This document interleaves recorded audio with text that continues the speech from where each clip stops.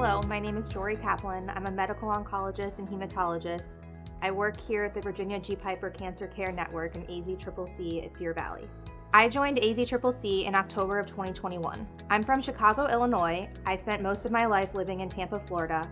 I've done all of my medical training, including medical school, residency, and hem-onc fellowship at University of South Florida and Moffitt Cancer Center.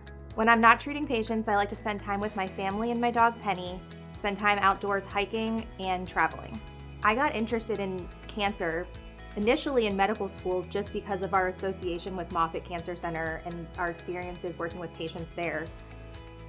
Unfortunately, during my training, my father got sick with cancer, and it really opened my eyes to a different aspect of cancer and treating patients and the patient care side of things, which I think really deepened my interest in cancer and gave me a unique perspective on how to care for patients. It's really important for patients to understand that they're not alone in their diagnosis. They're being cared for by a team of doctors, support staff, nurses, everything from surgeons to radiation doctors, and ourselves as oncologists.